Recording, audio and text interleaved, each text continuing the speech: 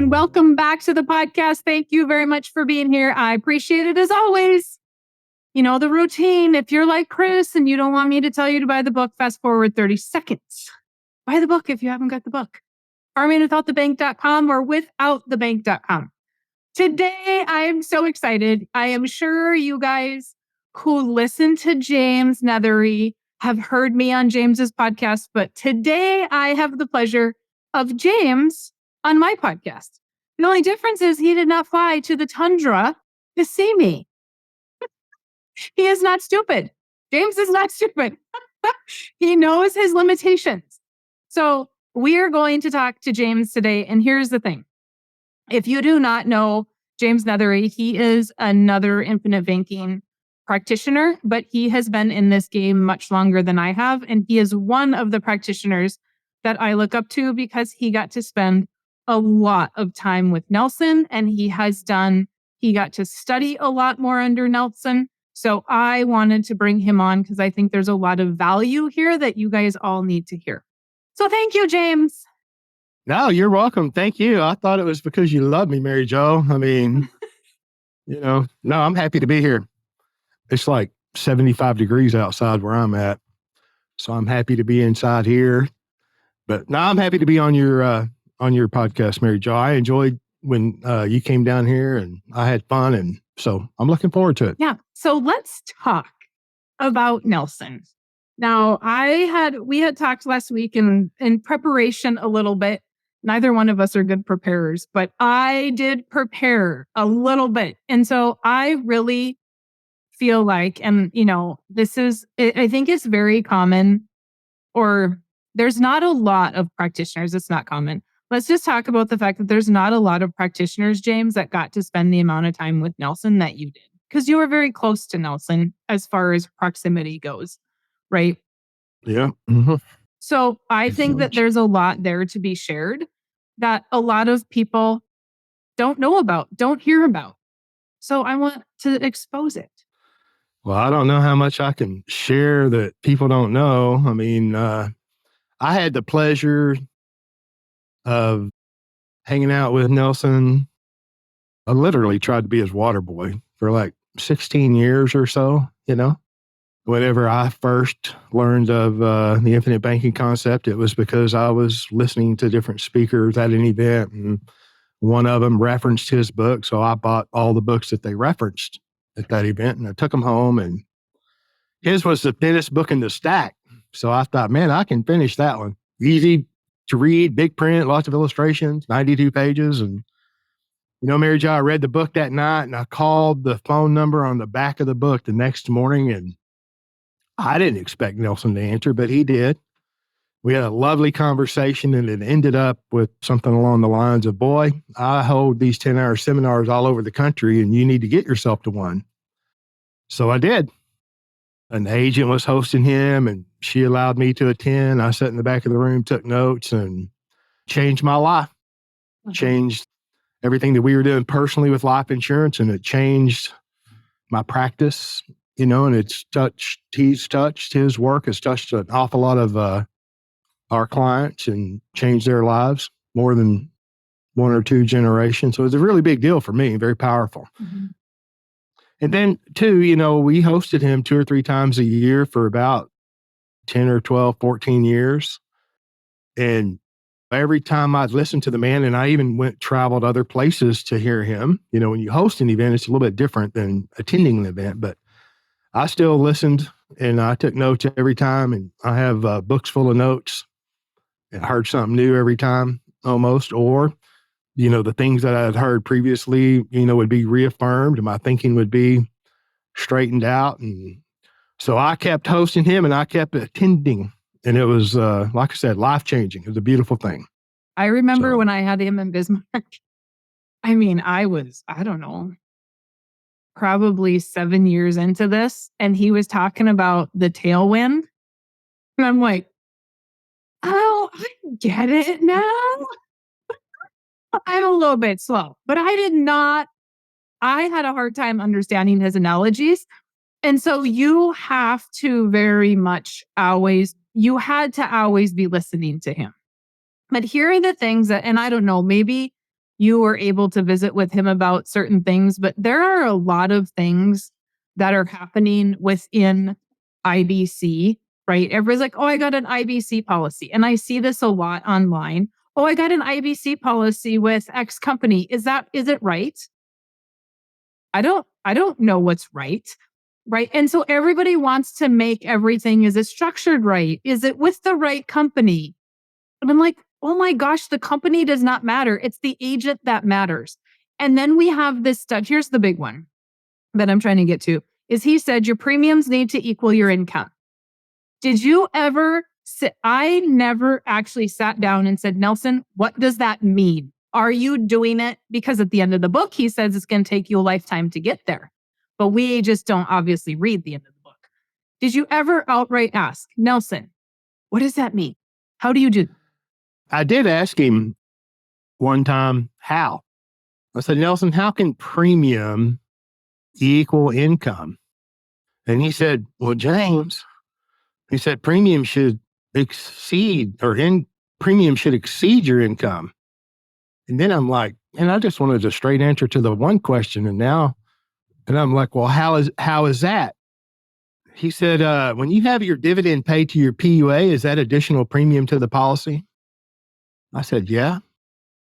He said, now, it won't be long before your premium, the dividends and the internal, accumulation of that policy is going to far exceed the premium you're paying.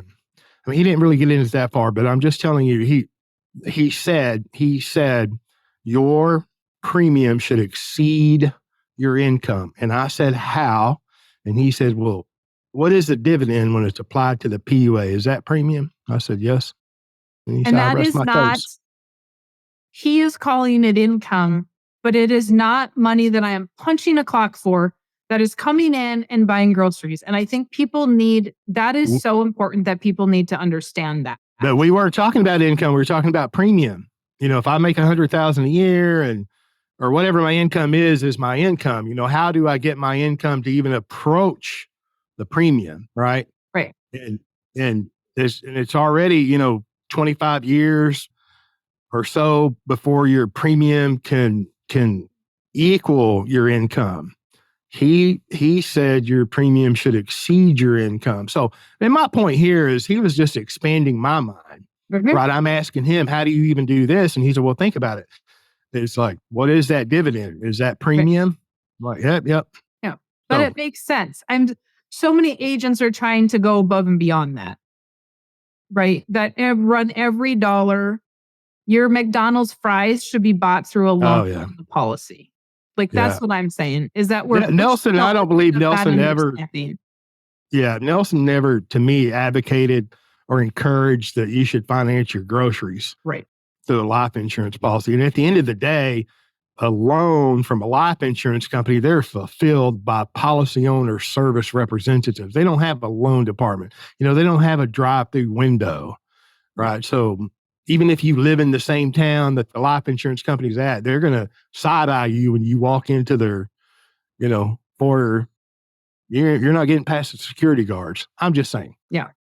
No. Can you also then talk about the question of, is that company great? That company, is that a good company to write with? And share with us a little bit about what Nelson did with companies. Because I think a lot of people don't understand what Nelson did with life insurance companies. Well, Nelson, owned direct recognition and non-direct recognition policies. And he didn't really spend a lot of time on the differentiation of that.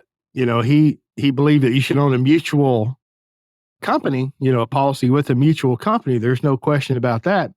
But he thought your actions, the actions of the owner of the policy, the banker, it is what was important, right? And like you said earlier, I think it's important to work with an educated agent or advisor. In my opinion, an educated consumer and an educated agent, that's where success is. I personally prefer, I know you're not asking, I'm just telling you, right? I prefer a non-direct recognition company, right? I prefer a mutual company. And at the end of the day, if I lived in Europe, in the UK, there are no mutual companies left. In Australia, you go to Africa, Europe, there are no mutual companies, but there are life insurance companies over there. You give them enough time, you give the regulators enough time, and they will get away from the catch value. So I'm just saying that you maybe have access to a stock company in the UK. Well, something's better than nothing, in my opinion. I mean, I prefer a non-direct recognition company and absolutely a mutual company. We're blessed to live in America, in my opinion, on many levels, but we have the best life insurance companies in the world right here in North America. So. But Nelson went in and actually taught these companies what they could do with policies. Yeah, he's shared a couple of times with me that, he would go to some of these New York companies and talk with them, and they'd bring in the president, the vice president, all the attorneys, the actuaries, and the investment gurus, and the attorneys outnumbered everyone else at the table, and then they would ask questions about compliance. Can we get this through compliance? And never talk to him again. They already think they know everything. Listen, I get darks from both sides. Some people love me, some people don't, which is okay. I love everyone. But the home offices of these life insurance companies, there's no one in the home office that came up with this idea that you could become your own banker. Most of them still look at it today like it's a marketing thing, just another way to market life insurance, when, okay, there's a lot of that going on. You go out there on TikTok and YouTube and everywhere else on social media, and there's a lot of people marketing life insurance. I'll grant them that, but they're not teaching the infinite banking concept. They're not showing people how to become their own banker. Just because you can drag somebody through underwriting and get a life insurance policy and force on them, pay a little premium, therefore you have a little cash value, and then you go leverage that cash value to the hilt. That's not banking, but there are contractual rights that you have as a policyholder. The loan provision, you have a contractual right to borrow, against that policy.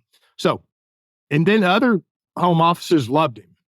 There's a couple of companies out there today that they loved Nelson. They know exactly who he was. They know, they've read his book. They understand, what the infinite banking concept is.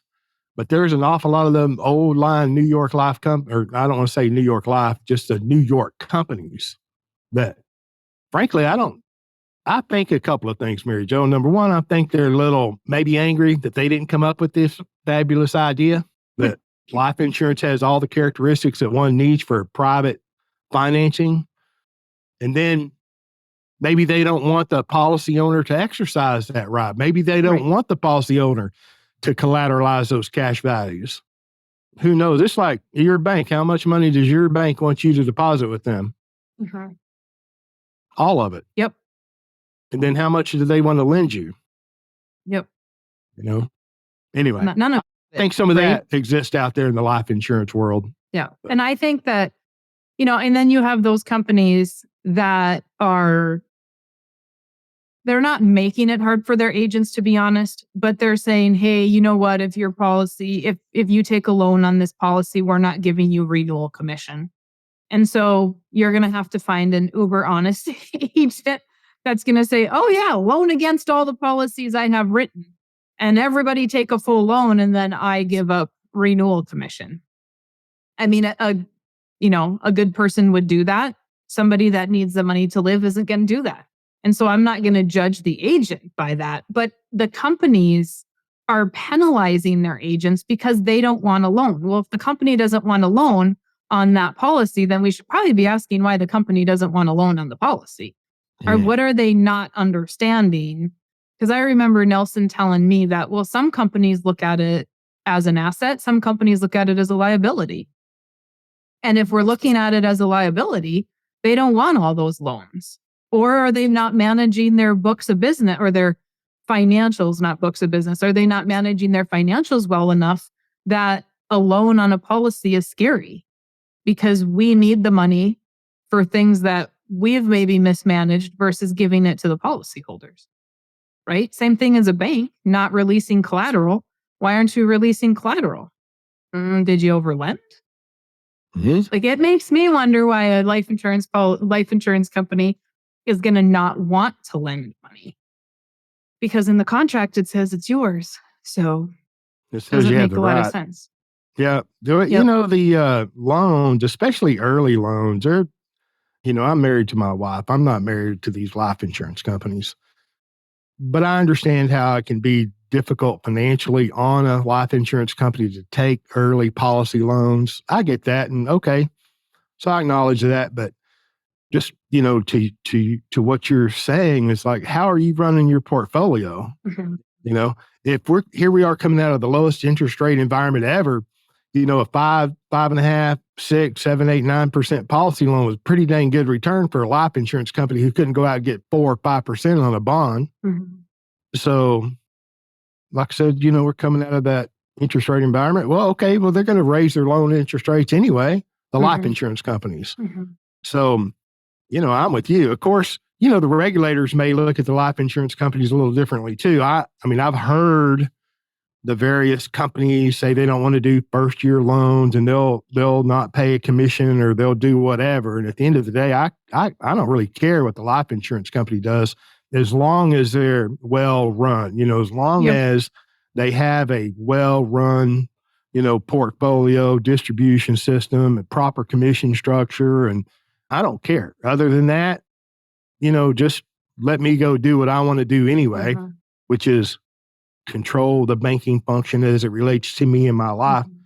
But I don't feel sorry for them. That people that are practicing the infinite banking concept, they're actually repaying loans, right? So that's a great asset or revenue for the life insurance company. The So I people that don't, are practicing with a good agent, James, the people that don't have good agents that don't truly understand infinite banking, I believe 100% may not be repaying. you Or think they you, just, or it's not a client that puts the time and effort in to understand it. They read a book one time and they said, oh, yeah, this is fantastic. I mean, I right, can attest to that, having a client that paid full premium every year, took a full loan, and never repaid it. Well, this isn't free money. When did I ever say it was free money? Right. right, I mean, I'm an agent that that preaches, pay it back, but you are a shitty banker. Like, I can't change that fact because you didn't repay anything. It's not there to be free. You actually stole money from your company and you think that that's how you were acting and you think that that's a good idea. And so you have to have that balance of a good agent that understands infinite banking. Like, it's amazing to me when I see people say, and they say it all the time, that, oh, I got infinite banking policy. I got infinite banking policy. And they've never read Nelson's book. The agents never read Nelson's book. I have, and I'm sure you have the same thing. Agents text you or email you and they're like, oh, I want to teach infinite banking. And I'm like, oh, great. Have you read Nelson's book? And they're like, who's Nelson? You bought my book and you don't know who Nelson is?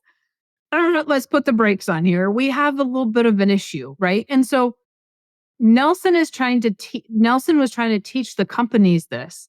And he is the founder of the concept. Unless I am wrong, James, he is the only one that exposed this. And now everybody is coming out and saying, well, we have bank on yourself. We have cash value banking. We have family banking.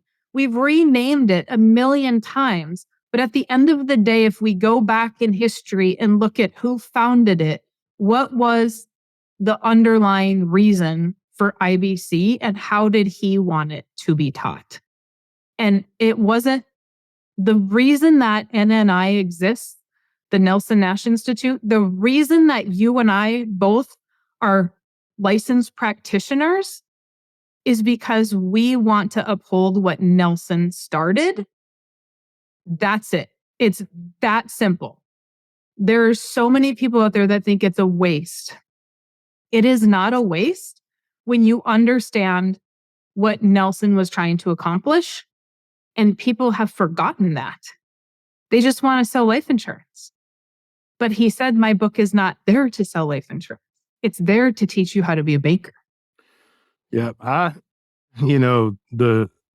see more and more, and I'm aware of it. I call it noise, and Mm-hmm.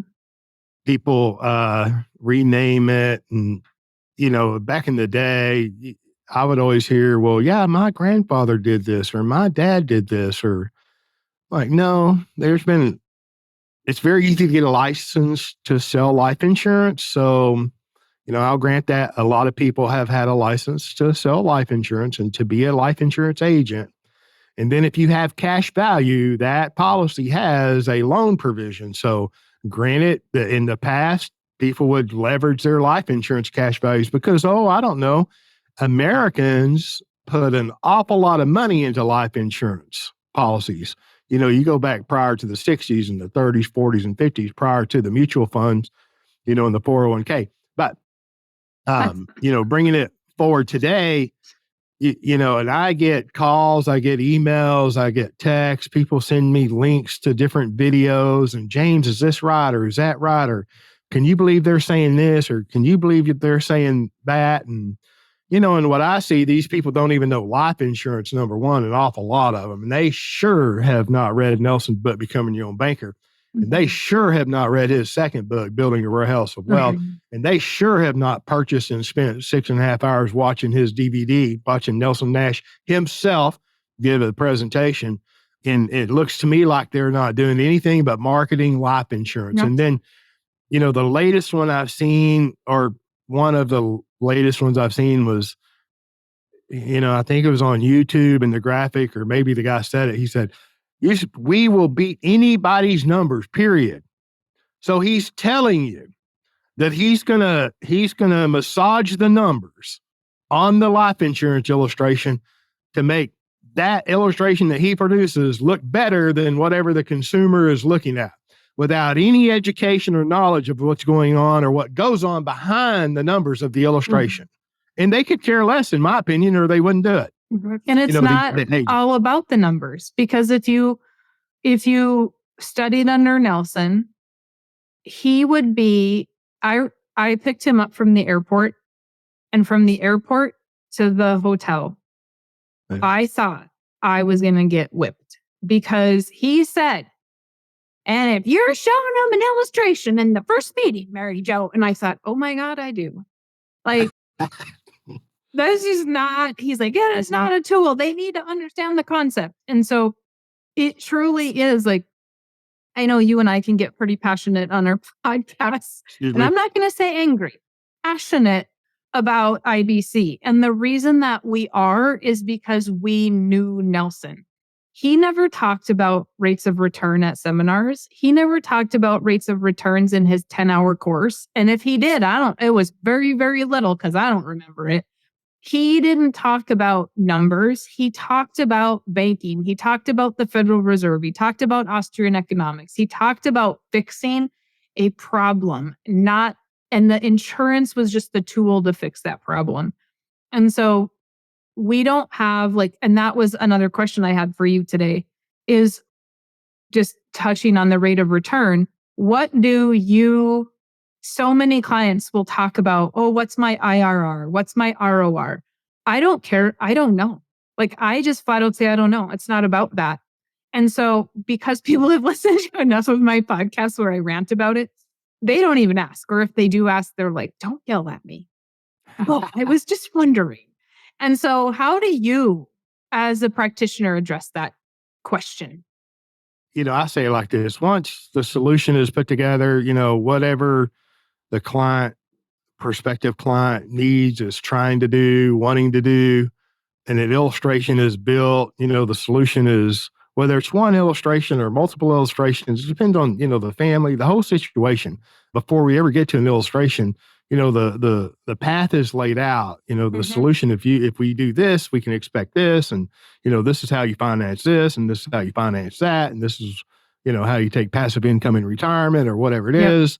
I mean, once an illustration is built, you can calculate an internal rate of return all day long, right? That's simple math, right? And then you can do the tax equivalent yield. And then we have to go down that road of financial planning. We're going to go to the financial planner, and we're going to sit down and talk about arbitrary numbers. When are you going to retire? I don't know. How much are you going to earn? What's the rate of return on your portfolio between now and the time you retire? I don't know. How about after you retire? I don't know. How long are you going to live? I don't know. But we got to decide on these arbitrary numbers, right? So, like I said, you can calculate the internal rate of return, after an illustration is built. And once an illustration is built, it's wrong because dividends go up, dividends go down. You have human action. Are you going to repay the loan? Are you going to fully pay the premium? Are you going to, fully pay the PUA premium? Are you going to reduce the premium? Are you going to premium offset, which make the policy pay its own premium from values? Are you going to RPU, reduce paid up? If so, when? All of these things are unknown. The whole future is unknown. You cannot know the future, right? Mm-hmm. But we can calculate a rate of return on a static page of numbers, no question. And that's all it is at that point in time, right? If we build an illustration, take a picture and build a great big spreadsheet off of that and then go sell it to the unsuspecting consumer, it's like, shame on you. Mm-hmm. But we can calculate a rate of return. So, and that's really the way I address rates of returns. We can calculate a rate of return all day long, but what about this? What if, when are your children going to go to college? Are you going to finance them? Are you going to finance this car, that car, the next car, trip around the world, or what are you going to finance? The fact is you finance everything you purchase anyway, right? And it's the unseen. Nelson talked about the seen and the unseen. What are you going to do in the unseen for your rate of return? Exactly. If you have Wade, my friend Wade always talks about the fact that Nelson said that illustrations are lies, lies, and lies. That is all they are, because what happens after that illustration is run? Who knows? I mean, we don't know. Is the insurance company going to increase dividends? Are they going to decrease dividends? Is everything going to go as planned? And they're going to get pretty darn close, but it's not ever going to be exact on the non-guaranteed side of things. But it is a lot of, I guess when people ask me, well, what's the rate of return? I'm like, I don't know. It's not about rates of return. What are you going to do with that money to create cash flow? What are you going to do outside the policy? Because if you didn't study infinite banking, if you didn't study from Nelson, all you're looking at are rates of return and trying to compare it to an investment. And it's not an investment. It shouldn't be compared. It is its own. If you want, I had a guy say to me one time, well, I'm making 10% in the market. Why would I put that money into life insurance? I'm like, what if you can make 14? What if you can make 13? Well, how am I going to do that? I said, just borrow against the policy and put it in the investments and make 10. Oh, I'm like, it's an and asset. But because you don't understand it and you've never had anybody understand it for you, you need the teacher. Yeah. And Nelson was a teacher. He didn't sell any life insurance towards the end because he just wanted to teach. He wanted people to understand what it was. Yeah. When he printed his book in 2000, he quit writing life insurance for new clients outside of his family. But, today, Mary Jo, that it's like, I see a lot of, and granted, life insurance is an and asset. There's no question about that. I see a lot of promotion that, I got to go buy real estate, or I've got to go do something, really, like the more complicated it is, maybe the more valuable it can be presented, but I've got to go do something else. Like the life insurance cash values isn't good enough. I just need to go do something else to make it better. And it may be the case for some people, right? But life insurance does pretty well when it's designed, for the benefit of the owner. It could do very well over one's lifetime. And then opportunities are attracted to capital. If you pile up capital, they're going to attract opportunity. The capital attracts the opportunities. The investment world has it bass backwards today. They say, oh, well, here's Wall Street. We're going to create an opportunity to attract your capital, right? No, because we're going to make a profit off of it. You're going to own it. We're going to make a profit, manage it, and then we're going to crash and short it and make a profit off of that. And then we're going to do it all again. No. I'm accumulating capital, right? The capital formation comes first, right? Then the capital attracts the opportunity. You don't have to go out and seek all these things. In my opinion, my humble opinion, it's like, and then you're financing anyway. What the college education costs your children, your grandchildren. all those cars you're driving, all those tractors you're driving, all that farm equipment you're driving, all that business equipment. You know, the guy who has a contract to do the snow plows on all these airports across the country. I'm not saying there's only one. There's many of them. You know what that equipment costs? I mean, what does a combine cost today, Mary Jo? $600. I mean, oh my gosh. Right. And so you want me to go out and find a bunch of real estate while I'm paying the bank and they're controlling all of that? And what kind of interest are they making on that combine? Oh, wait, and you're going to need more than one. Right. And then you're going to drive them until they wear out. And then you got to replace the motors and all the parts. And that stuff isn't cheap either. Anyway, I'm just saying. And here's my thing that I'm going to add to that is most people, and Nelson always told me, if you put peanuts in, you're going to get peanuts out. And so and most people want to put peanuts into their policies. Peanuts meaning, I just want to put in maybe 3% of my income because that's what I was putting in my 401k. And that's what my match was. We don't want to beat Parkinson's law. And so if you're going to put peanuts in, that policy is not going to help you retire any more than an IRA is going to help you retire. And so we're going to need to use that money for opportunity to create more money to start more policies, because then you're accumulating more money. But we think we have to get past this thought process that life insurance, or that peanuts is going to get us there, right? Because I feel like so many people think, well, I can just save my way into retirement like an IRA. And I can do that with 3%. Well, when you run the numbers, Todd Langford in his Truth Concepts calculator, I don't know if you've seen he has a new calculator called Future Requirements. And it's fantastic because you can put inflation in there and it'll show you what you're going to need. Our millennials of today are going to need about $20 million to retire on $100,000 a year. And so we have to figure out, are you going to put peanuts in? Are you going to use that capital for opportunities that arise? Because exactly right. Like I really thought Nelson had lost his ever-loving mind when he was like, oh yeah, opportunities are going to arise. I'm like, no, opportunities come when you know the right people, Nelson. It's not about the money. Well, guess what?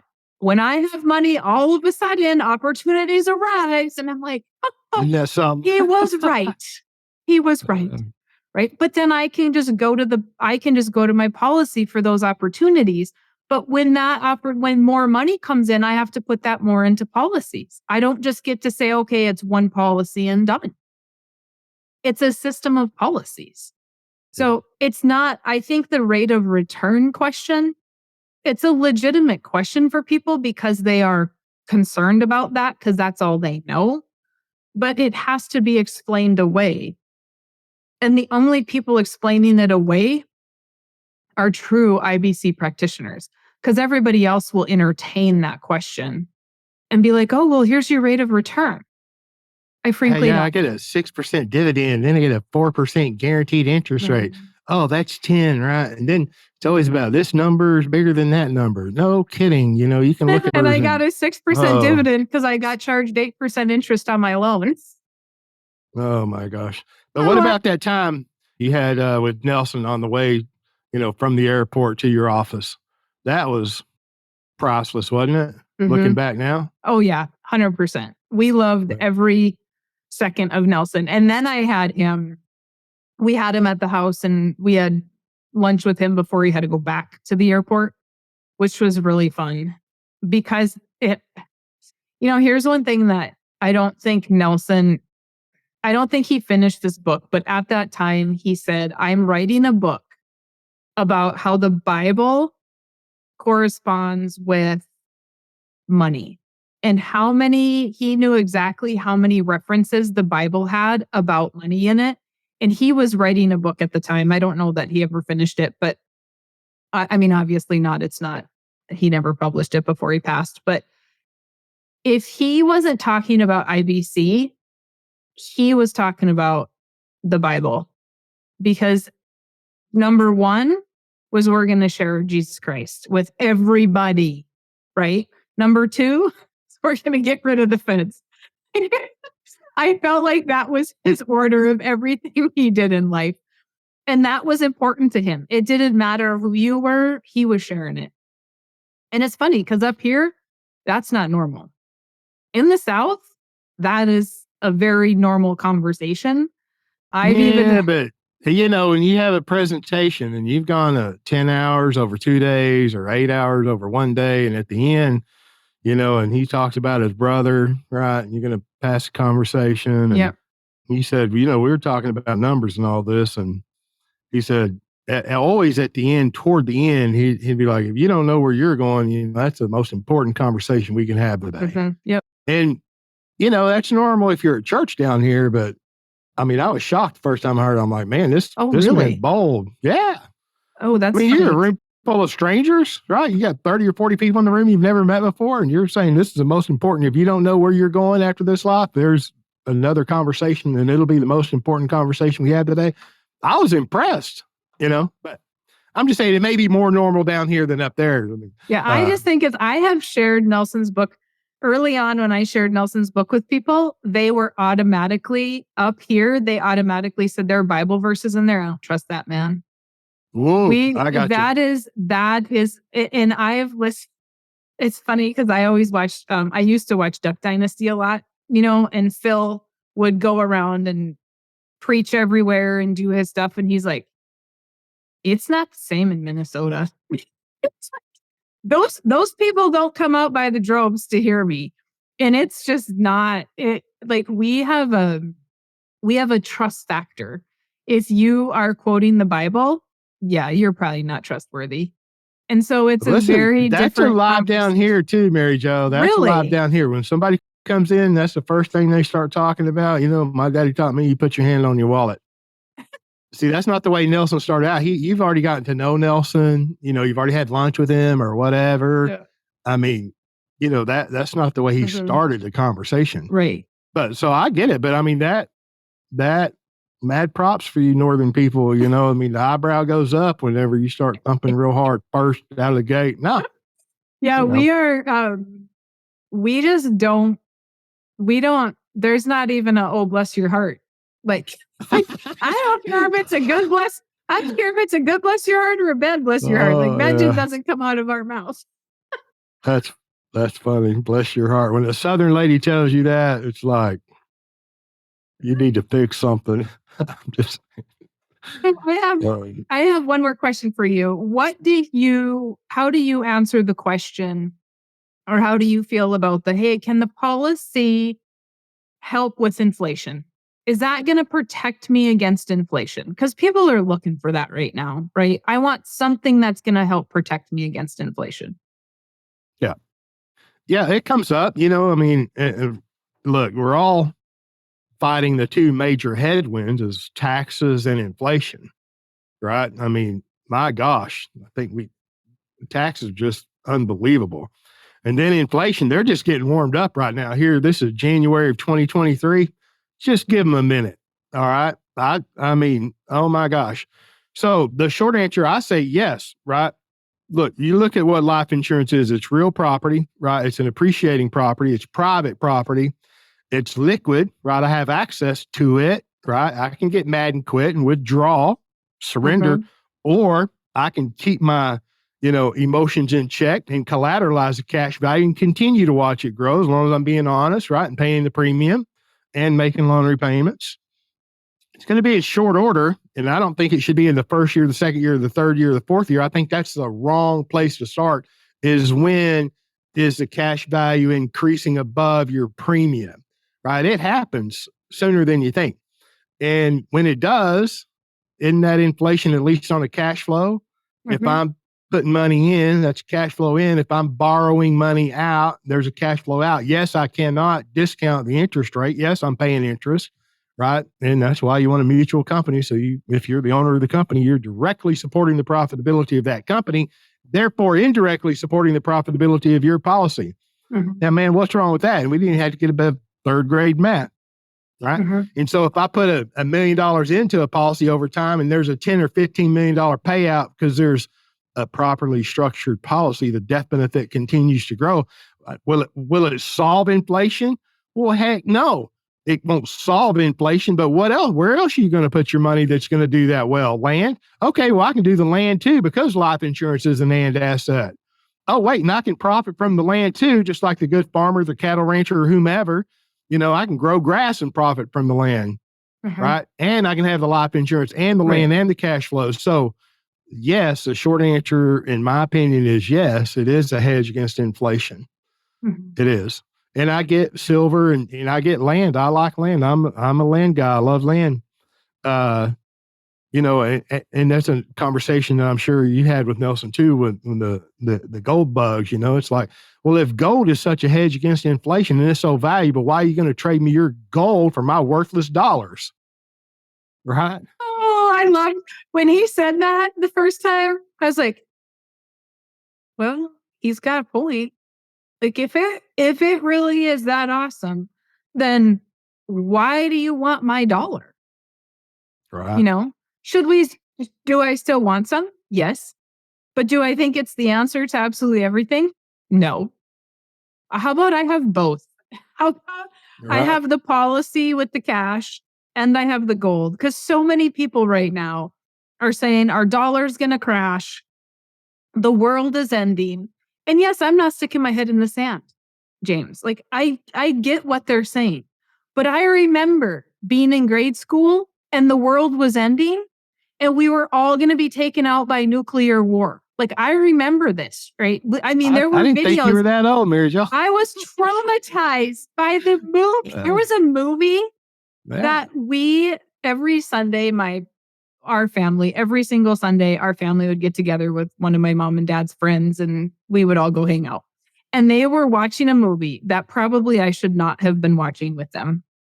But there was a gal that had like nuclear or something all over her and she had to go through the shower and they were scraping her down with like metal brushes. And I'm like, I was traumatized thinking the world was ending. And here we are, 30 years later and still talking about the world ending. And so as I may prepare for that, I am going to also prepare for the world to still be here, for our dollar to still be here. Because why shouldn't I be doing both? It's not this or that. And so many people that think that, because I've had a lot of people in the Austrian world, in the libertarian world, were like, I don't want my money in life insurance because that cash isn't going to be worth anything. Well, how do we know that? Yeah. Yeah. I have a client. He's probably 90 years old now. He was an older gentleman, when he became a client. Okay. Bill, he's now moved to California living with his son. He had 2 boys. Okay.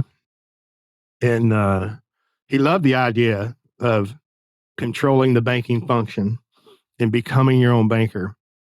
And he told me one time, he said, James, when I was a young man in 1964, I was watching the black and white TV in my living room and LBJ came on the TV. And he said, silver has become too valuable to use as money. Bill said, James, I knew right then there was something wrong. I've been buying silver ever since. Mm-hmm. All right. So, when he graduates, and we're all going to graduate, right? 3 of them got out alive, and me and you ain't going to be the 4th, neither is Bill.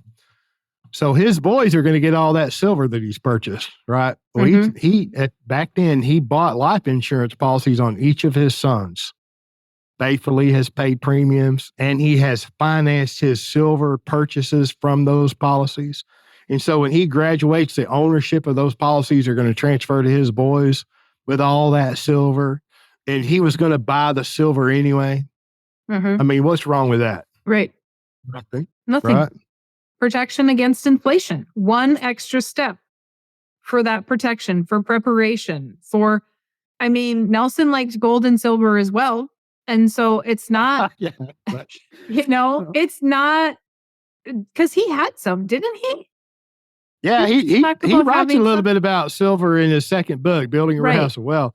And I read him. He bought some silver when it was hitting. It got up to $40 an ounce, and he bought silver, right?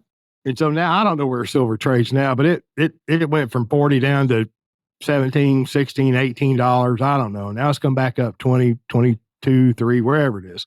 I gave him a hard time about buying that silver because I'm like, I'll buy you out of it. But he bought it and he tells you about it in the book, Building Your Warehouse of Wealth, right? He tells you that. He also he liked land, he liked timberland, right? Because he was a forester by education. And he tells you how him and some partners leased some land for radio towers, right? And he said those radio towers had a cash flow every year. He said, you got to go hide that gold. You can't tell, or the silver. You can't tell anybody where it's at. And if you go bury it in the ground, you go dig it up next year and you won't find the cash flow. It'll just be the silver. So, well, I won't speak for him. You should buy his book, Building Your House of Wealth. It's in and but I should enjoy giving him a hard time about it. I'm just telling you. Speaking about that book, if you guys, I don't have one on my desk, but if you guys do not have Building Your Warehouse of Wealth, you can go to withoutthebank.com. You can grab one there. You can grab one on Amazon. If you're James's client, call James and get one from him, whatever. I don't care where you get that book. But so many people have ignored Warehouse of Wealth and they're like, oh, it's BYOB, because we as agents just talk a lot about BYOB. But I love Warehouse of Wealth because of the fact that there are no numbers in there. Absolutely zero numbers. And he just drives home the point that you need to warehouse your money somewhere. So why would you not do it in a system that you control? So if you are having a really hard time understanding the concept, grab that book. If you haven't already and you've been listening to this podcast, I don't know what's wrong with you, but go get it. Like, it's just one more book to read. I already made you read mine. Why would you not read Nelson's? If you want to be a good student, get them all. Why are you stopping? So, I agree with you. It's you can go spend $300. You get Nelson's book, get your books, get his, Audible, his Becoming Your Own Bankers on Audible. Yep. And buy a 6.5 hour DVD or the digitally accessible 6.5 hours. Yeah, I don't know, $350 tops with shipping and handling, tops. And then you're going right to the source. You compare that with clicking on somebody's, $15, $14.99 click funnel, but I'm going to discount it down to $7.99, and then I'll discount that to $3.49 and listen to a bunch of online videos when they've not read any of Nelson's work. And so if you want to learn the infinite banking concept, how to become your own banker, it's okay to go to the source and look at those available materials that are, right there at the source. I'm just Yep. I mean, it truly is. I think, between your podcasts and then I get on some rants once in a while. I try not to, but I get on some rants once in a while too about just finding a good agent. And it is and understanding IBC. And it's because you and I see so much non-IBC. We hear so much non-IBC. And it's funny when you start talking to people who are like, oh, I don't need to take an exam to be part of NNI. I don't need to be part of NNI. I don't need any of this stuff. But are you doing some guy messaged me the other day. He said, thanks for the books. This is so great. I'm going to start selling these in my practice. And I said, well, if you want to do right by your clients, I would suggest you get IBC certified. Of course, I did not hear back. If you're an agent listening, you probably don't want to tell me that unless you include, hey, where do I get certified? Because that speaks volumes, right? If you are a new agent and you want to get certified and you want to do it right, but we get passionate about it for a reason. It's not, I could give two craps about losing any kind of commission. What I care about is the fact that you buy a policy and it's correct and that we are upholding what Nelson is talking about. And I talked about that a few years ago at Think Tank, that we are here because of Nelson, every last one of us, but not every last one of us got to spend as much time with Nelson as you did. So it's if you want to teach it the correct way, go to the people that he taught to, or the people that you are teaching, right? The agents that you're teaching them what you learned from Nelson. And so if we can pass that down, it's just that much better. I agree. Yeah. I agree. I mean, don't go spend time with people who don't know what they're talking about when it comes to infinite banking or becoming your own banker, but they can give a really good presentation and they look really good and, or whatever. I don't want to disparage them, but there's some excellent marketers out there in the big wide world. I mean, I'm impressed. We get a phone call or an email or whatever, and somebody says, man, I'm ready to go. I'm like, well, what have you read or what have you watched? Oh, I watch a 30-minute video. I'm like, dang, I want to see that video. It must be that powerful to motivate you and to call. And, it's like, but yeah, no, you can't. You've got to do this, this, and this. But what kind of a 30-minute presentation did you watch that makes you like, wow? But some people are quick starts. The Colby. Are you familiar with the Colby score? Yeah, I probably didn't score very high on it. So no, it's you goofball. It's not. I am a quick start, so I'd be like, "Oh my god, that's awesome! Let's do it!" And then I would do the research later, because that's just my personality. And we attract who we are like, right? So I tend to attract those exact same people, and it can drive Jess and Tiara a little bit crazy. And I sent an email out last week, and I had 3 sentences in the email because I cannot stand reading long emails that are like marketing type emails, So I sent this email out to my clients, and instead of emailing Tiara, they emailed me, and then they were like, well, who's calling on my account? I'm like, no, it was a mass email to everybody. So I had to send another email to clarify the first email. I'm like, they're all like me. They only read the first sentence. So what Mary Jo is saying, when you send her an email, please make it as long as possible. I've already talked about that. And I got an email the other day, like, you guys, I love that you send emails, but some of them are long. And I'm like, I love that you send those, but I just do not have time to read all of that. And so I'm going to get all that information in our first meeting anyway. So someone sent me an email the other day. I'm going to try to keep this as short as I can. Perfect. That's awesome. Fantastic. I'm not going to pretend. I will skim it if it is too long. All right. I don't think we are in this a little, well, not quite an hour, but pretty close. So do you have anything else that you would like to share? My encouragement is to vet this idea that you can become your own banker and give it a thorough vetting without a preconceived decision or idea because it's life insurance. And just, give becoming your own banker a thorough reading. Give Mary Jo's books a thorough reading and honestly vet it. If it's not for you, perfect. You learn something, right? But I think if you will give it a thorough investigation, you might discover something that can change your life and your family's life for generations. So that's my encouragement. Look at the infinite banking concept, not all of the Me Too or the I improved Nelson's work or, he discovered it, but I've made it better because of this, or whatever. No, go to Nelson Nash, his 2 books, read Mary Jo's books, and, make a decision whether it's good for you or not. That's my encouragement. Make an educated decision. And it's not like our books are long. I mean, mine are 99 pages. Nelson is about the same, but it's just like some of his chapters are half a page. So you can't even really qualify it as a big book. But it's funny. He wrote that way on purpose, Mary Jo. Did he ever tell you that? He wrote that book and he modeled it after Leonard E. Read, the way Leonard E. Read, his mentor, wrote his books.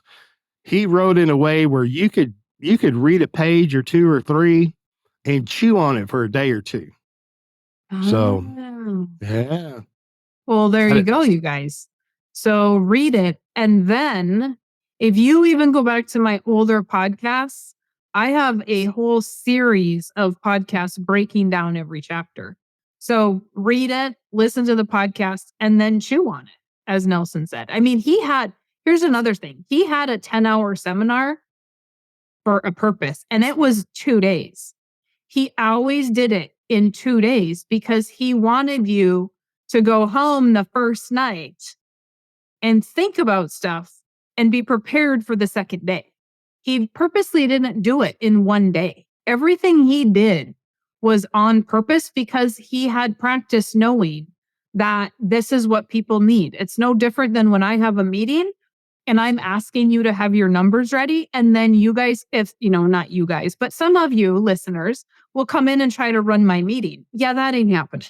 You aren't running my meeting because I have a specific way that I do it because I'm trying to get the information to help you. And so, yes, I want your numbers. Yes, I want all the numbers. I had somebody come in last week or week before, and he wasn't giving me the information. And I just stopped the meeting and said, I can't help you if you're not going to allow me to help you. I need these numbers. I'm not going to try to sell you something. I'm going to try to teach you something. Right. And that's all Nelson was a teacher. That's all infinite banking is teaching. It is not about the policy has to be sold to you because it's the tool. But at the end of the day, all it is teaching you. And it is a lifetime of teaching. It's not something where you're going to get everything you need in one time of meeting with James or I. That's not going to happen. We are always wanting to continue to teach you. And you as a client should always be willing to learn and want to learn because your bankers don't know everything overnight. You're not going to either. Okay, guys, that was my lecture for the day.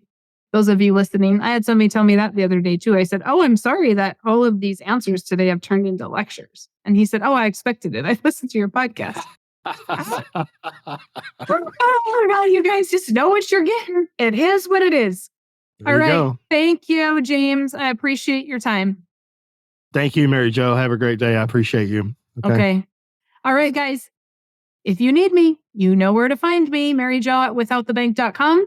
If you have not gotten the books, go to withoutthebank.com, grab your books. Obviously, we've talked about Warehouse of Wealth and Nelson's book is there. Just pick it up there. I don't care where you get it. Just educate yourself. Okay. Let me know if you need anything else. Have a good day.